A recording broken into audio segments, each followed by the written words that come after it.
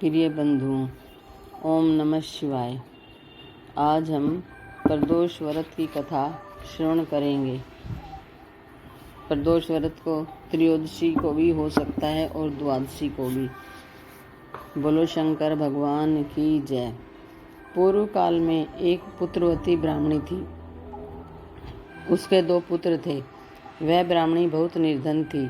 दैव योग से उसे एक दिन महर्षि शांडिल्य के दर्शन हुए। महर्षि के मुख से प्रदोष व्रत में शिव पूजन की महिमा सुनकर उस ब्राह्मणी ने ऋषि से पूजन की विधि पूछी।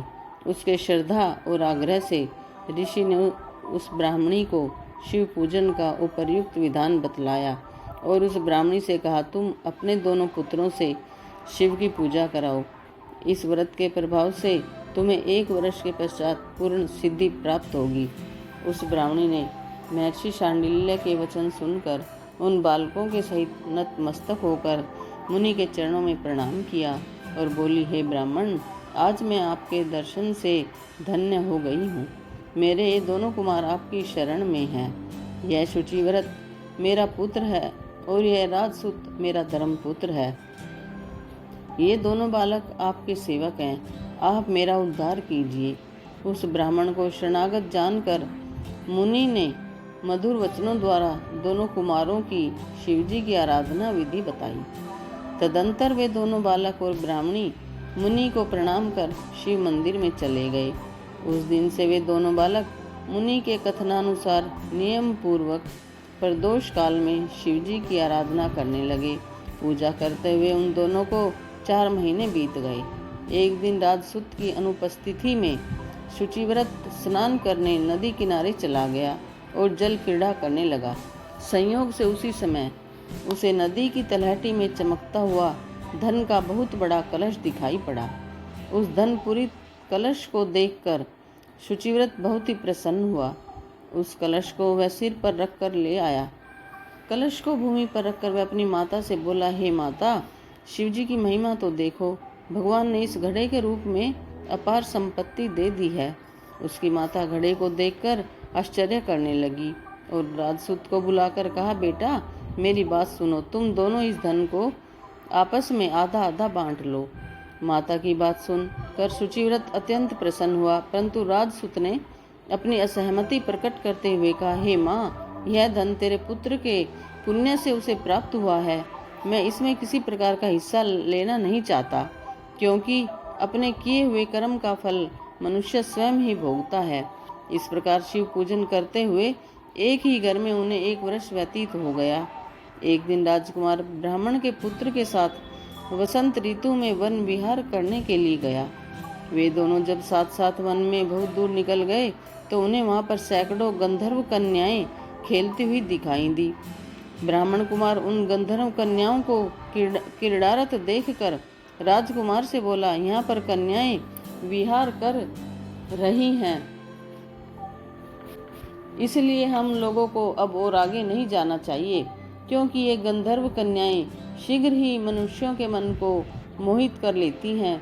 इसीलिए मैं तो इन कन्याओं से दूर ही रहूंगा। परंतु राजकुमार उसकी बात अनसुनी कर कन्याओं के विहार स्थल में निर्भीक भाव से अकेला ही चला गया।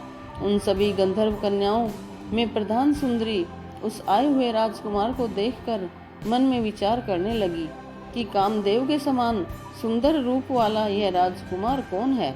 उस राजकुमार के साथ बातचीत करने के उद्देश्य से उस सुंदरी ने अपनी सखियों से कहा, सखियों, तुम लोग निकट के वन में जाकर उस वन में अशोक, चंपक, मोल, सिरी आदि के ताजे फूल तोड़ लाओ। तब तक मैं तुम्हारी प्रतीक्षा में यहीं रुकी रहूंगी। उस गंधर्व कुमारी की बात सुनते ही सब सखियां वहां से चली गईं। सखियों के जाने के बाद वह गंधर्व कन्या उस राजकुमार को स्थिर दृष्टि से देखने लगी। उन दोनों में परस्पर प्रेम का संचार होने लगा। गंधर्व कन्या ने राजकुमार को बैठने के लिए आसन दिया। प्रेमालाप के कारण राजकुमार के सहवास के लिए वह सुंदरी व्याकुल हो उठी और राजकुमार से प्रश्न करने लगी, हे कमल के समान नेत्रों वाले, आप किस देश के रहने वाले हैं? आपका यहाँ आना क्यों कर हुआ? गंधर्व कन्या की बात सुनकर राजकुमार ने उत्तर दिया, मैं विदर्भ राज का पुत्र हूँ। मेरे माता पिता स्वर्गवासी हो चुके हैं। शत्रुओं ने मुझसे मेरा राज्य हरण कर लिया है।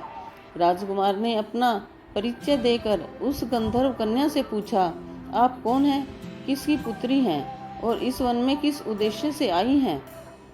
आप मुझसे क्या कहना चाहती हैं? राजकुमार की बात सुनकर गंधर्व कन्या ने कहा, मैं विदर्भिक नामक गंधर्व की पुत्री अंशुमति हूँ। मैं आपको देखकर आपसे बातचीत करने के लिए ही यहाँ पर सखियों का साथ छोड़कर रह गई हूँ। मैं गान विद्या में निपुण हूँ। मेरे गाने पर सभी देवांगनाएं रीझ जाती हैं। मैं चाहती हूँ कि आपका और मेरा प्रेम सर्वदा बना रहे। इतनी बात सुनकर उस गंधर्व कन्या ने अपने गले का बहुमूल्य मुक्ताहार राजकुमार के गले में डाल दिया। वह हार उन दोनों के प्रेम का प्रतीक बन गया। इसके पश्चात राजकुमार ने उस कन्या से कहा, हे सुंदरी, तुमने जो कुछ कहा है वह सब सत्य है, लेकिन आप राजविहीन राजकुमार के पास कैसे रह सकेंगी? आप अपने पिता की अनुमति लिए बिना मेरे साथ कैसे चल सकेंगी? राजकुमार की बात पर वह कन्या मुस्कुराकर कहने लगी, जो कुछ भी हो, मैं अपनी इच्छा से आपका वरण करूंगी। अब आप परसों प्रातःकाल यहाँ पर आइएगा। मेरी बात कभी झूठी नहीं हो सकती। गंधर्व कन्या ऐसा कहकर पुनः अपनी सखियों के पास चली गई। इस प्रकार वह राजकुमार भी शुचिव्रत के पास आ पहुंचा और उसने अपना सारा वृत्तांत कह सुनाया। इसके बाद वे दोनों घर को लौट गए। घर पहुंचकर उन लोगों ने ब्राह्मणी से सब हाल कहा, जिसे सुनकर वह हर्षित हुई। गंधर्व कन्या द्वारा निश्चित दिन को वह राजकुमार शुचिव्रत के साथ उसी वन में पहुंचा। वहां पहुंचकर उन लोगों ने देखा, गंधर्व राज ने उन दोनों कुमारों का अभिनंदन करके उन्हें सुंदर आसन पर बैठाया और राजकुमार से कहा, मैं परसों कैलाशपुरी को गया था।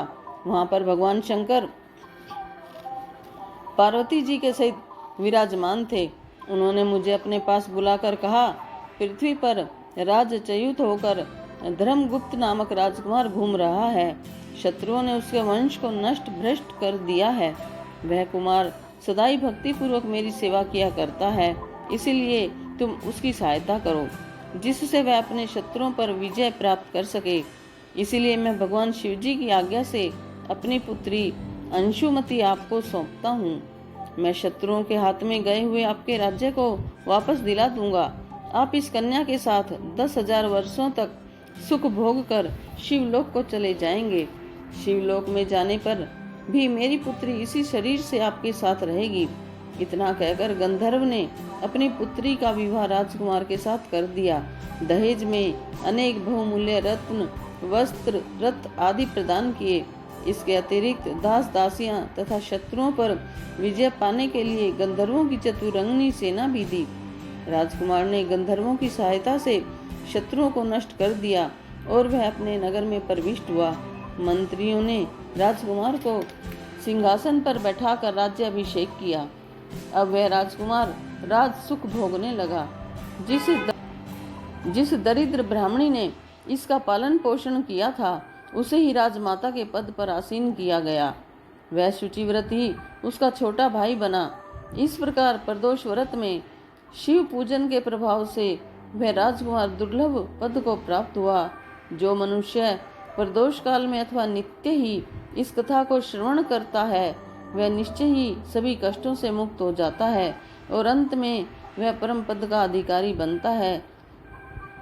प्रदोष के व्रत से शिव शंकर भगवान सबकी मनोकामनाएं पूरी करते हैं। बोलो शंकर भगवान की जय, पार्वती माता की जय।